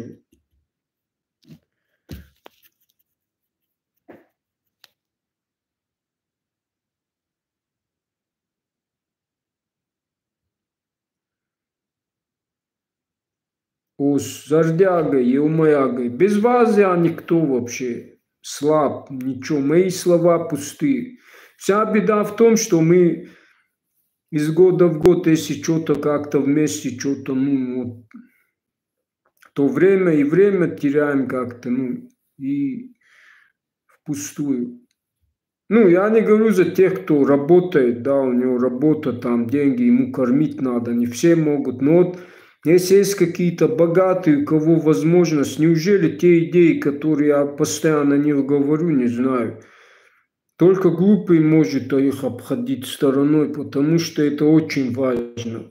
Посмотрите, Алан Мами тоже ведь о многих вещах говорит, хоть многие там говорят, но вот многие же он про то, что образы несут, формируют психику мышления. И поэтому символы правят миром. Поэтому нам и экранизировать, свои образы создать надо. Нартовский эпос. У нас все свое есть. А где, что, где? Мамука кас бетанте, ма фасному касса. Маном Фред. Ария Фред. Ну, а та касса. Фасному. Зовите Асса. Я всем всегда так говорю. Потому что я несу Асса, но это и есть солярный символ и символ нашей культуры. Так что Зардягой, Мазарятка, Фаунтобалы, не знаю. В общем, пишите, обращайтесь, если что, если надо будет. Всегда пишите лично в соцсети. Золоева. Идем Телеграм, ой, идем. Телеграме дождем в гостях у Сердона. Я хочу всех просто сказать, что почему в Сердон, ну, я такой образ взял, один из. Так-то у меня на логотипе, ну, то, что есть логотип. Кстати, ну, как бы общий для всех этот логотип, который несет, то есть идею, идеологию, то есть на солярный лад, 3 огня там, Асса. А потом образ Сердона как, ну, суть. Я же постоянно поднимаю эти вопросы, типа провоцирую. Но Сердон кто такой был, что, ну, во благо, то бишь.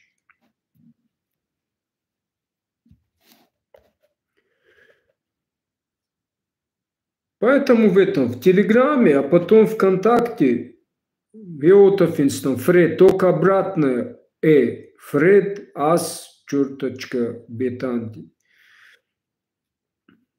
В общем, везде я так. И не, ну, ВКонтакте, в других местах, в Яндекс, Дзене, а везде, где. Единственное, с Инстаграма, Фейсбука я давно ушел. Там из-за вот, когда тормозить начало, мне надоело, я ушел. Поэтому пишите, что разберемся. Вас, Зардягой, Растакана бав, Валкута. Правильных всем дорог, Расфандактаута, Асантаразм.